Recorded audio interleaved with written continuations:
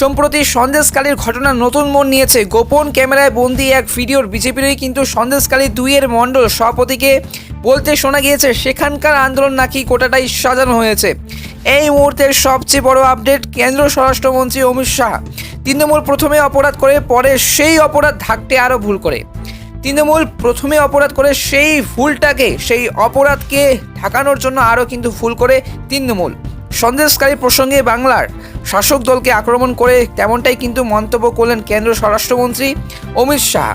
সম্প্রতি সন্দেশখালী নিয়ে একাধিক ভিডিও কিন্তু প্রকাশ্য এসেছে, যদিও সেই সব ভিডিওর সভ্যতা যাচাই করেনি মিডিয়া।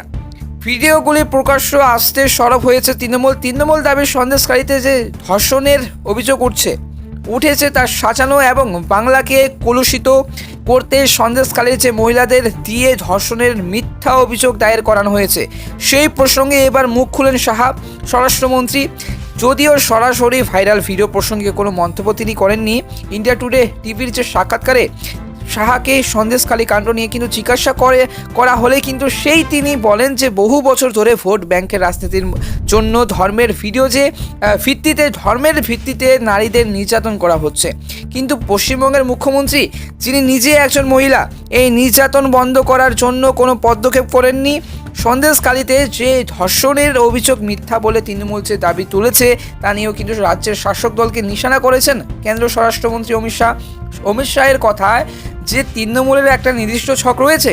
প্রথমে তারা কিন্তু অপরাধ করে, তারপর প্রথম অপরাধ ভুল প্রমাণ করার জন্য আরও কিন্তু অপরাধ করে কলকাতা হাইকোর্ট এবং মহিলারা কি মিথ্যা বলেছেন, সিবিআই কি তদন্ত কি ভুল রয়েছে।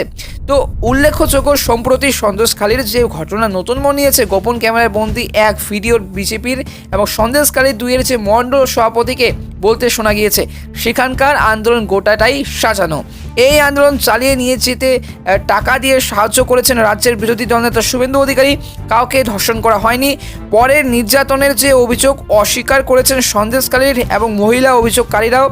সেই একের পর এক ভিডিও প্রকাশ্য এসেছে, যদিও এই সমস্ত ভিডিওর যে সত্যতা যাচাই করেনি মিডিয়া। একের পর এক এই যে ওই সমস্ত ভিডিও প্রকাশ্য আসার পর সন্দেশখালী নিয়ে রাজ্যে কিছুটা কিন্তু চাপে পড়েছে বিজেপি সরকার। প্রকাশ্য মেজাজ হারাতে দেখা যায় শুভেন্দুকে। কিন্তু গত কয়েকদিনে পশ্চিমবঙ্গে জনসভা করতে এসে কেন্দ্র স্বরাষ্ট্রমন্ত্রী যাকে শুভেন্দুর দিল্লির মেন্টর বলেই কিন্তু জানেন রাজনীতির এবং কারবারিরা, এই ভিডিও প্রসঙ্গে একটি কথাও কিন্তু বলতে শোনা যায়নি, বরং পাল্টা আক্রমণ শানিয়েছেন কিন্তু বাংলার শাসক দল তৃণমূলের বিরুদ্ধে। প্রশ্ন উঠেছিল তবে কি জেনে বুঝে এবং কৌশলগতভাবেই সন্দেশখালী ভিডিও প্রসঙ্গে এড়িয়ে সন্দেশখালী আন্দোলন প্রসঙ্গে এবং জিআইএ যে রাখেছেন অমিত শাহ। কারণ যে সন্দেশখালী নিয়ে বাংলার বিজেপিকে এবং বিজেপি নেতারাই যে কিছুটা সুর নামিয়েছেন, সেখানকার শুক্রবার ওহলুওয়ালিয়ার সমর্থনে যে রানীগঞ্জের রোড সতেও কিন্তু সেই শাহাতে বলতে কিন্তু শোনা গিয়েছে সন্দেশখালীর মতো ঘটনার যে যুক্তদের জেলে পাঠাতে হবে কিনা এবং মমতা দিদি কি এটা করবেন না বা করতে পারবেন। তবে এবার যে সন্দেশখালী ধর্ষণের অভিযোগ মিথ্যা বলে যে দাবি তৃণমূল তুলেছে তা নিয়ে কিন্তু বাংলার শাসক দলকে নিশানা করেছেন এবং নিশানা করলেন এই মুহূর্তে অমিত শাহ।